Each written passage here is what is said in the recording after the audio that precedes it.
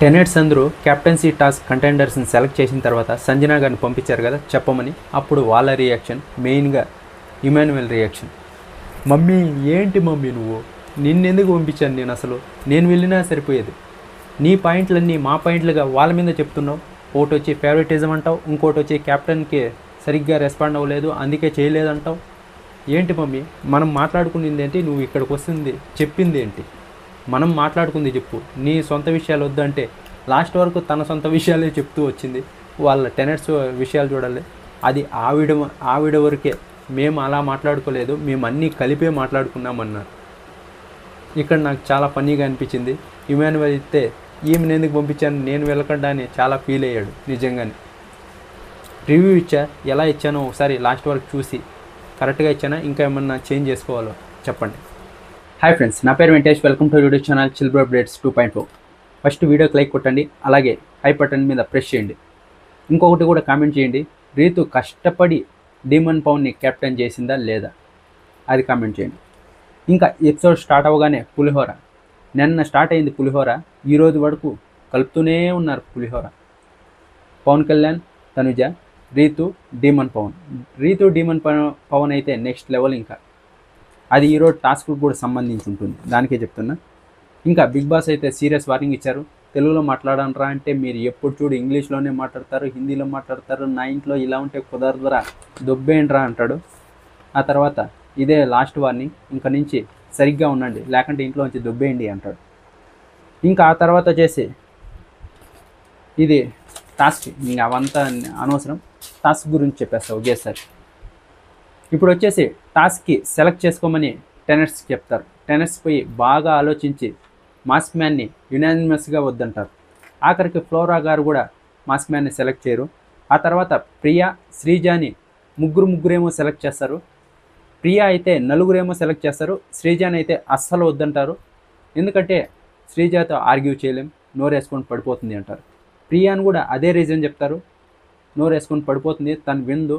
నేను మార్నింగ్ ఏదైతే రీతుకి ఒక ముద్ద తినిపించానో దాన్ని సంచాలకుని పిలుచుకొని పెద్ద స్టోరీ క్రియేట్ చేసింది.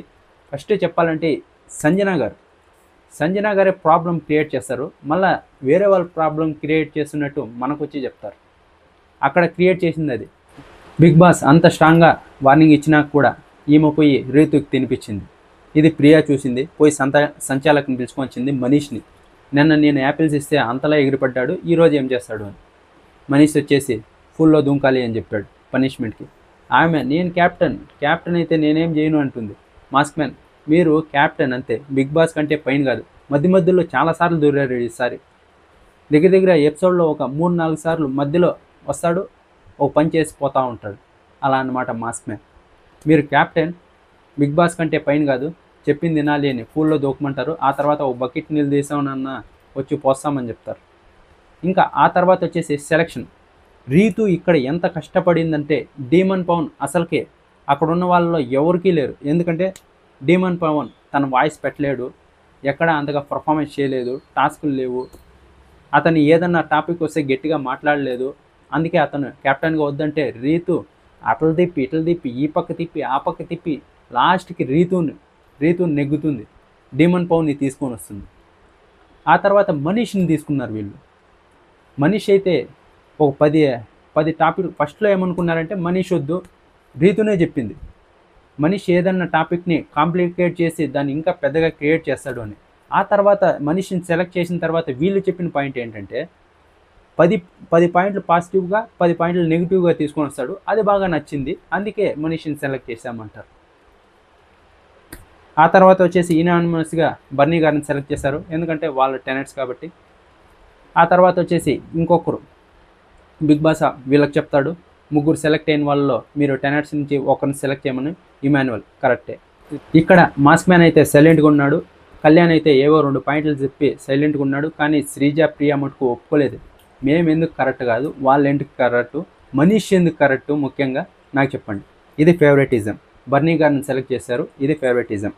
ఈవిడ వచ్చేసి సంచాలక 2 రోజులు బాగా చేశాడంట, అందుకే మనీష్ని సెలెక్ట్ చేసింది, ఇది ఫేవరెటిజం. డీమన్ పవన్ అన్నప్పుడు ఏదో కొంచెం అలా ఉన్నారు, కానీ వీళ్ళిద్దరిని సెలెక్ట్ చేసినప్పుడు ఫేవరెటిజం అని అరుస్తూనే ఉన్నారు ఇద్దరు టాస్క్ అయిపోయే వరకు.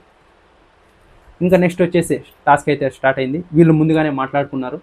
బర్నీ గారు ఓనర్ అయిన టెన్నర్స్ తరపున ఆడినట్టు అనిపించింది, ఎందుకంటే ఇమాన్యువల్ అలాగే బర్నీ గారు ఆడారు. ఈ పక్క వచ్చేసి మనీష్ అలాగే డీమన్ పవన్ అన్నాడు. ఇంకా టాస్క్ అయితే స్టార్ట్ అయింది.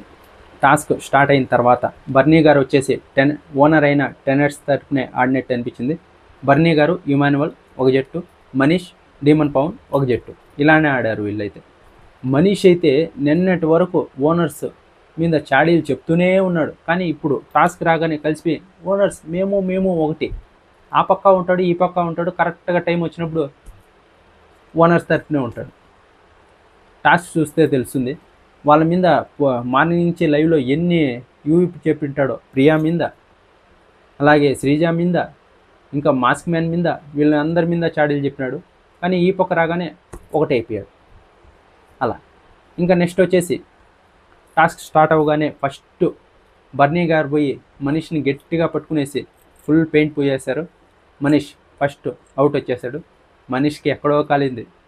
మాట్లాడుతూనే ఉన్నాడు టాస్క్ అయిపోయేంత వరకు. ఇంకా లైవ్ అయితే జరుగుతుంది, ఇప్పుడు నేను ఎపిసోడ్ చూసే రివ్యూస్ ఉన్నా. మాట్లాడుతూనే ఉన్నాడు. ఇంకా నెక్స్ట్ సెకండ్ రౌండ్ వచ్చేసి బర్నీ గారు, ఇమాన్యువల్ అలాగే డీమన్ పవన్.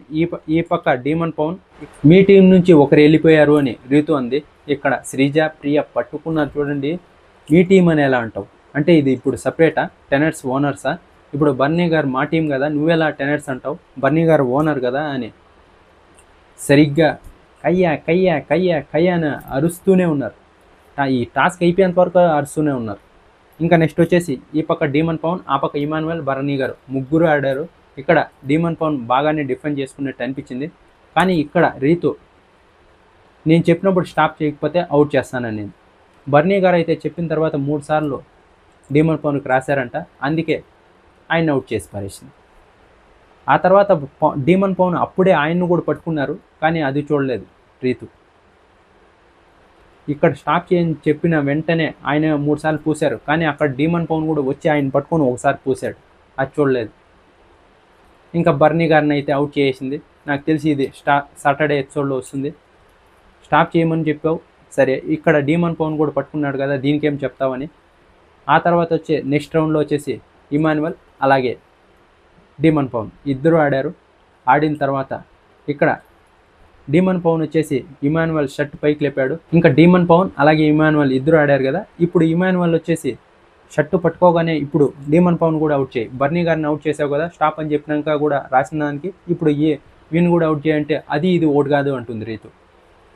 అదేలా ఓటు కాకుండా పోతుంది. ఇక్కడే ఫేవరెటిజం చూపించినట్టు అనిపించింది. ఖచ్చితంగా సాటర్డే నాకు సార్ ఈ వీడియో ప్లే చేసి ఖచ్చితంగా అడుగుతారు, అలాగే హౌస్ మేట్స్ని కూడా అడుగుతారు రీతు ఫేవరెటిజం చూపించిందా లేదని. టెనర్స్ అందరూ అవును సార్ అని చేయి పైకెత్తారు ఖచ్చితంగా, కన్ఫామ్గా. ఇంకా ఆ తర్వాత అయితే పెయింట్ కూడా డీమన్ పవన్కి అలాగే ఇమాన్యువల్కి అంత తేడా ఏం లేదు, కొద్దిగానే డీమన్ పవన్ గెలిచాడు. రీతు గెలిపించిన డీమన్ పవన్ రేపటి నుంచి చాక్లెట్కి కొదవలేదు.